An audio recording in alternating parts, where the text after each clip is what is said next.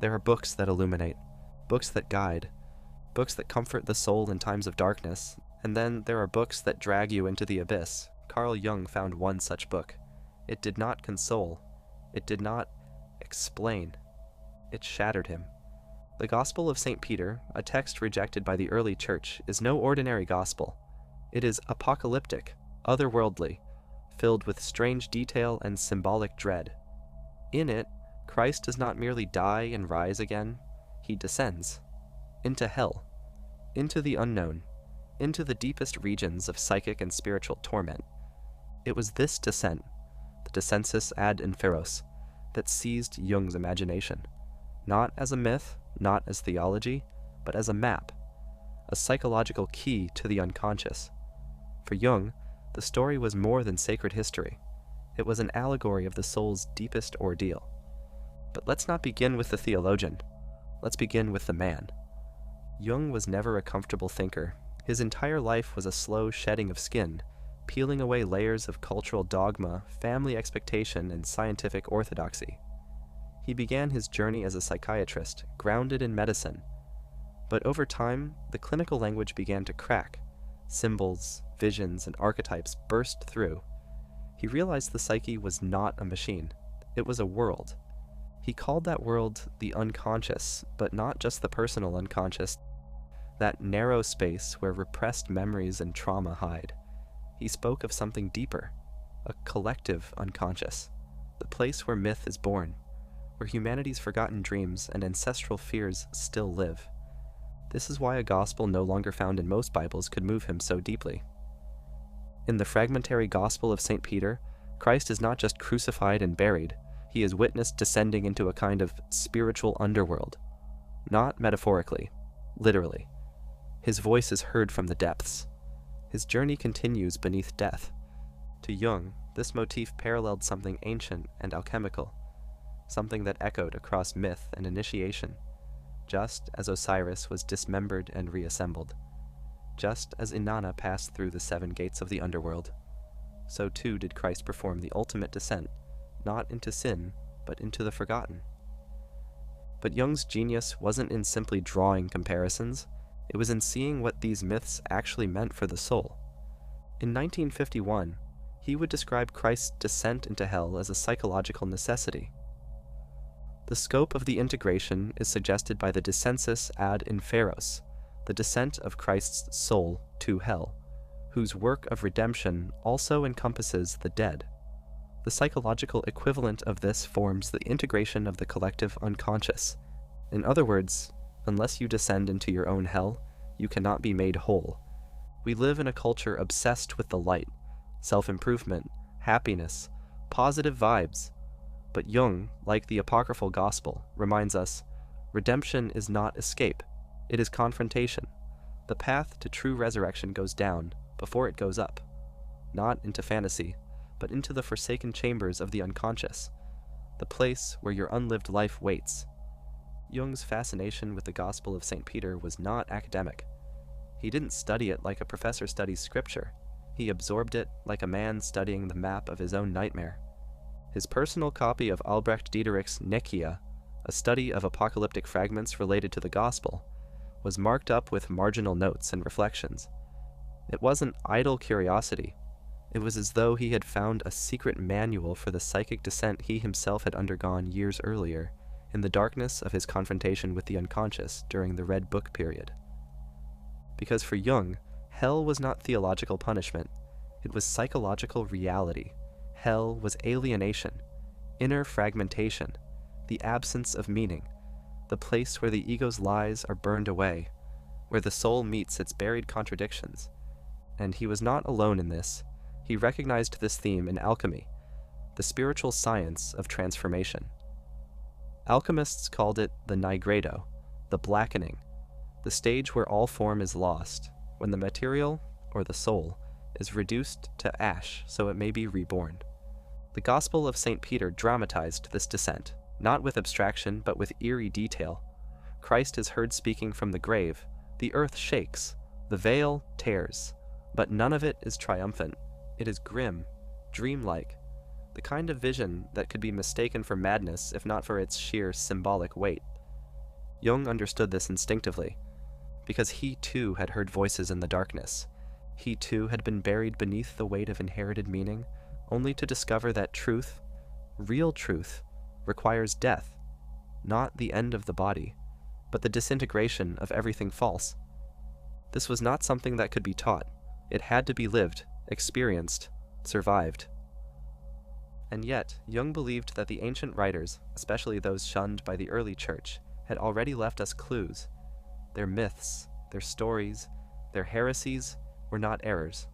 They were psychological blueprints for the soul's descent and rebirth. And among these, the Gospel of St. Peter stands like a forgotten gate, not to damnation, but to transfiguration. But here's the twist. Jung did not merely analyze these myths. He entered them. He took them seriously in a way few modern thinkers dared to. To Jung, these stories were not symbolic decorations for moral teachings. They were psychic maps, lived experiences encoded in sacred metaphor. This is why the Gospel of St. Peter held such weight, not just because of its strangeness, but because of what it revealed about suffering. In the apocryphal fragment, Christ does not triumph as a radiant figure of perfection. Instead, he speaks from the realm of the dead. His power is not in escaping death, but in journeying through it, and in returning with something new. This is the story Jung saw again and again, not just in myths or religion, but in the broken psyches of his patients. People would come to him with depression, anxiety, neurosis, and again, Jung would trace the symptoms not to external events, but to a lack of meaning, a failure to confront the hell within. This is the modern crisis, not war, not poverty, but meaninglessness. Jung wrote in Psychology and Religion, 1938, "The 3 days' descent into hell during death describes the sinking of the vanished value into the unconscious, where, by conquering the power of darkness, it establishes a new order, and then rises up to heaven again. That is, attains supreme clarity of consciousness." This is not metaphor, it is process. The vanished value is the soul, your soul, lost beneath the surface of your routines, your persona, your role in society, and the only way to recover it is to descend. But no one wants to go willingly. Hell is terrifying.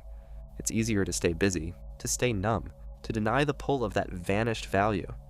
But Jung knew what happened when you ignored it. He had once come to the brink of his own psychological collapse. Around 1913, after breaking with Freud and abandoning the security of conventional science, he began to experience waking visions. Floods of images, inner voices, dreams that felt more real than waking life. Most would have labeled this madness. Jung called it initiation. Rather than suppress these visions, he recorded them, drew them, spoke to them. Out of that darkness came the Red Book, a chronicle of descent, a psychological gospel of his own. And now, years later, when he encountered the Gospel of St. Peter, and especially Diederik's study of it, he found a resonance so deep that he marked the pages, wrote notes in the margins, and tucked pages into the back. The symbols aligned. The descent was the same. The myth matched the madness.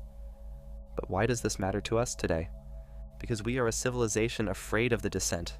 We fear stillness, silence, suffering. We medicate everything, entertain everything, escape everything. But the very thing we're running from, our shadow, is the doorway to our purpose. The descent into hell is not a punishment for sin. It is the crucible of selfhood. The work of redemption also encompasses the dead, Jung wrote.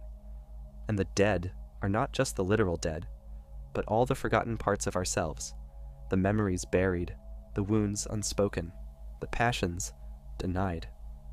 This is the integration of the collective unconscious, and it is the very heart of the individuation process.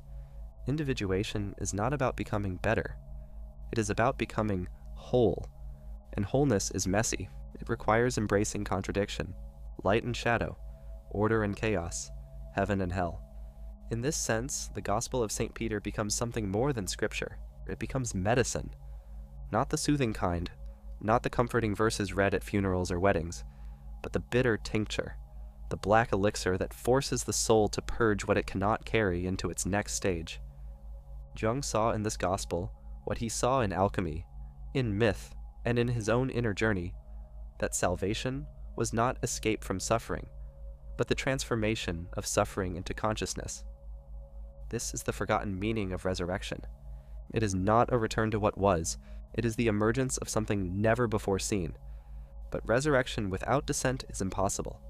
There is no rising without falling, no awakening without first walking through the dark. Jung understood this not just intellectually but viscerally, and he knew it was a truth too dangerous for polite society. That's why so many of the early Gospels were buried, hidden, labeled heresy. They did not comfort, they exposed.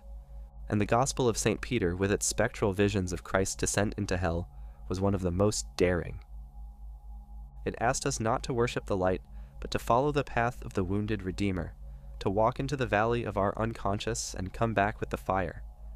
This wasn't blasphemy, it was the beginning of wisdom. There is something strange that happens when you begin to descend. You begin to doubt what you once called truth. Not because it was false, but because it was too shallow. The moment you enter the depths, your certainties fall away like scaffolding. What remains is only what can withstand fire.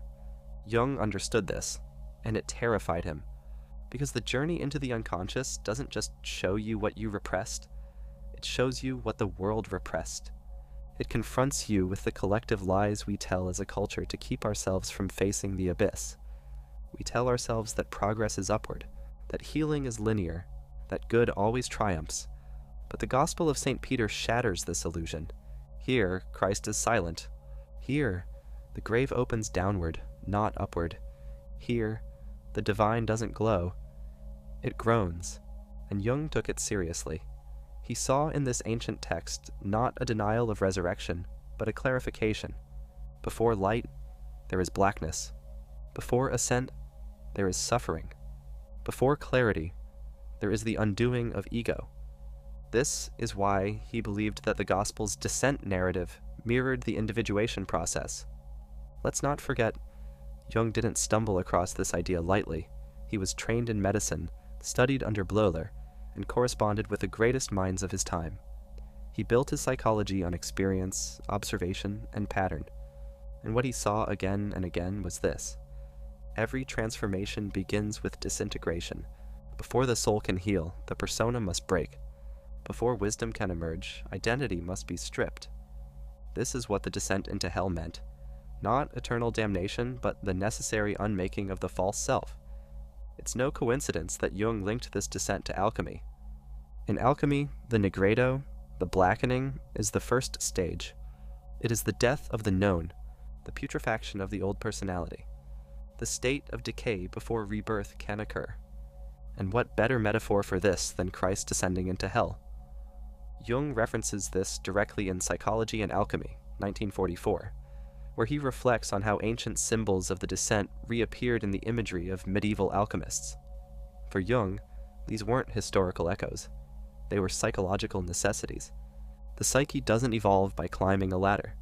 It evolves by dying and resurrecting over and over again.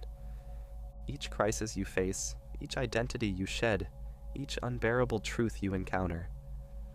These are your descents, and if you endure them with consciousness, they become gateways. But if you avoid them, they become prisons. That's the real danger.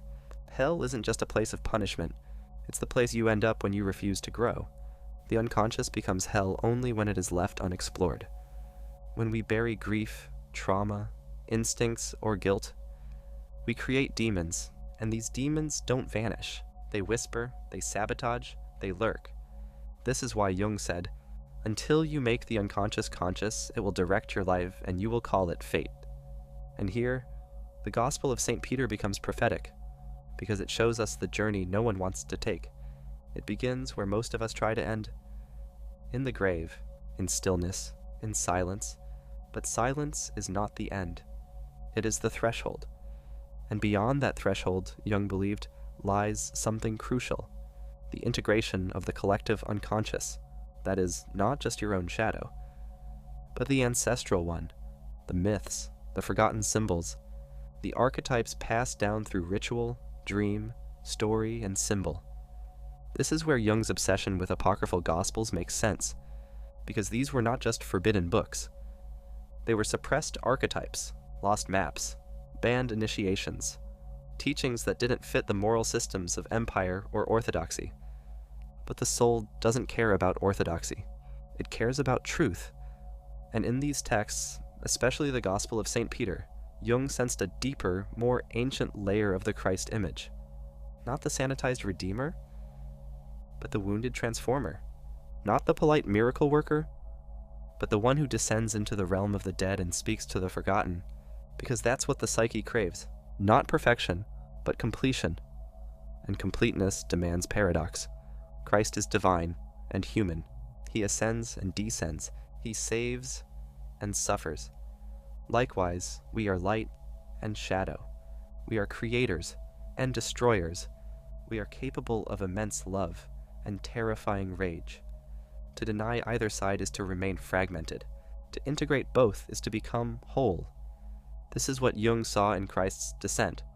A psychological formula, not just a religious myth. A map for how to go inward, confront the forgotten, retrieve the lost, and rise renewed.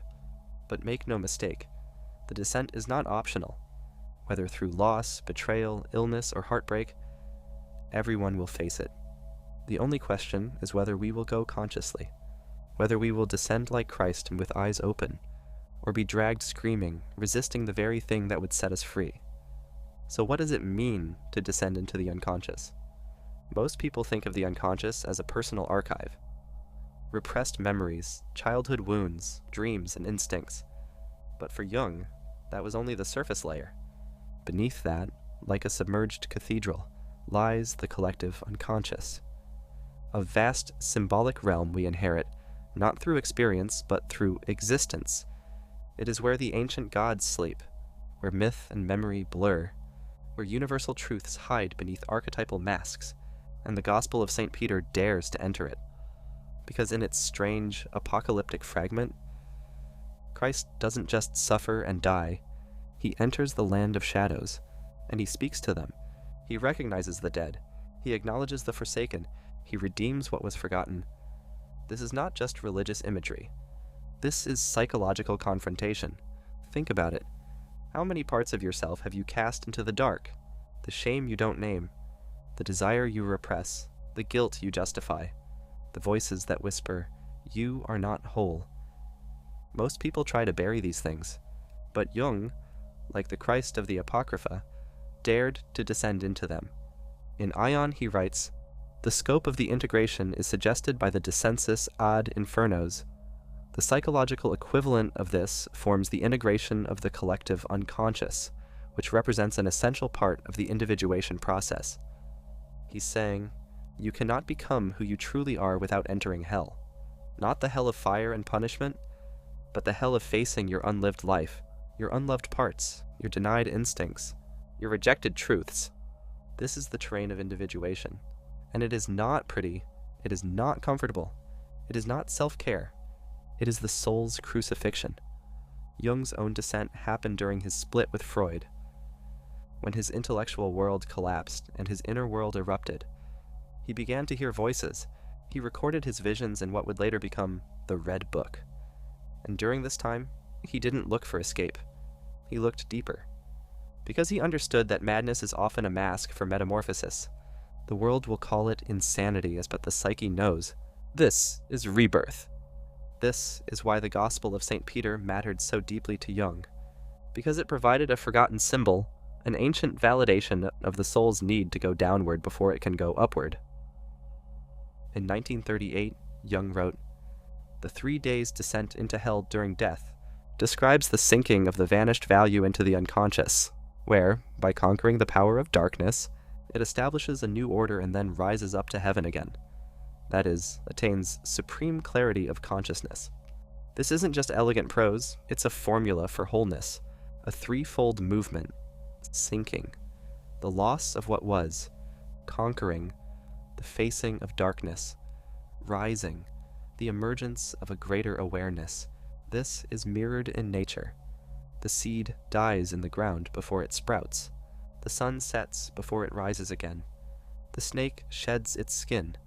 The caterpillar dissolves into chaos before becoming the butterfly. Why would the psyche be any different?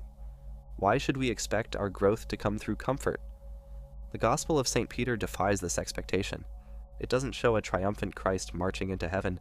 It shows a silent one, descending, surrounded by mystery, pain, and forsaken souls. And in this, Jung found truth. Not because it aligned with dogma, but because it aligned with experience.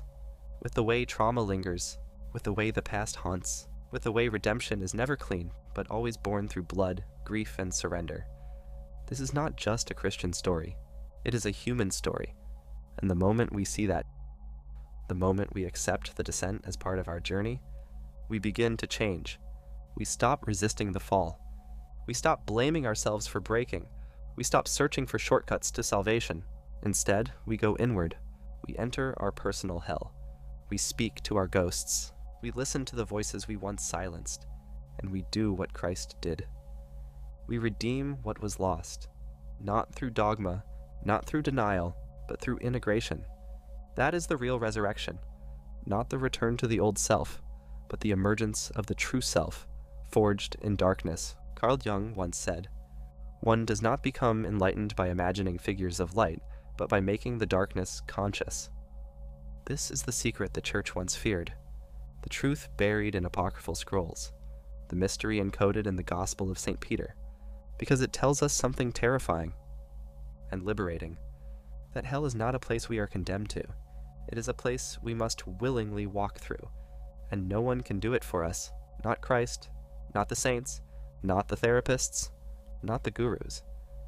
At some point, the door closes, the world fades, and you are left alone, standing before the abyss of your own soul. It's there, in that stillness, that the real descent begins. And this descent is not glamorous. It won't get you praise. It won't give you instant healing. It won't give you power. It gives you something far more dangerous. Clarity. The kind of clarity that ruins illusions, the kind that kills comfort, the kind that whispers truths you've spent your whole life running from. And once you've heard them, you can't go back.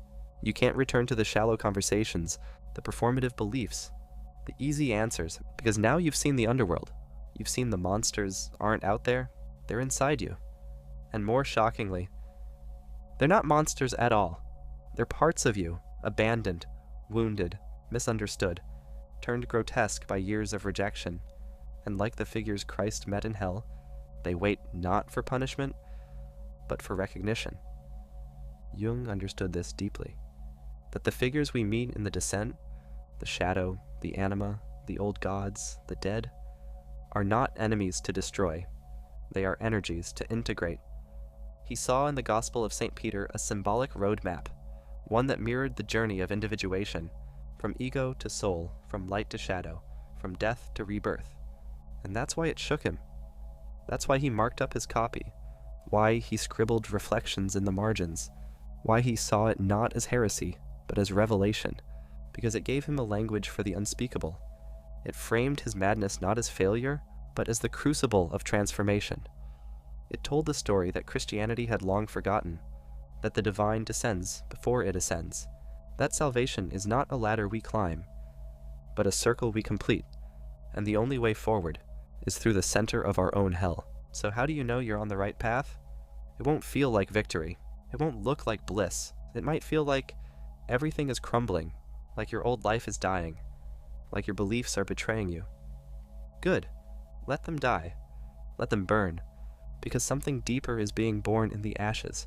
Not a new mask, but your original face. The one that existed before you were told who to be. Before the trauma, before the ego, before the world taught you to forget. This is the descent.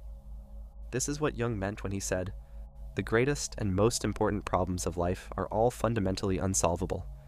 They can never be solved, but only outgrown." You don't conquer hell by fighting it. You outgrow it by becoming someone who no longer fears it. That is what the Gospel of St. Peter symbolizes. Not a literal descent into flames, but a psychic initiation into wholeness. Christ enters the place of death. He does not destroy it. He illumines it. And in doing so, he shows us what we must do. Not to save others, but to redeem ourselves. Because here's the truth. The parts of you that you are most afraid to face, your rage, your grief, your lust, your shame, are not obstacles.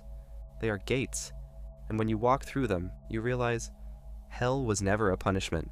It was a threshold, a test of courage, a riddle from the soul asking, will you love even this part of yourself? Most never do. They live on the surface, safe, numb, quietly crumbling. But a few, the brave, the broken, the mad, go deeper. They descend, and in that descent, they find not destruction, but the blueprint for resurrection. Not a return to who they were, but a becoming of who they were meant to be. That is what Carl Jung found in the Gospel of St. Peter. Not dogma, not doctrine, but a mirror, a reflection of his own fall and the strange, sacred work that follows. The work of the soul, the work of descent, the work of becoming whole.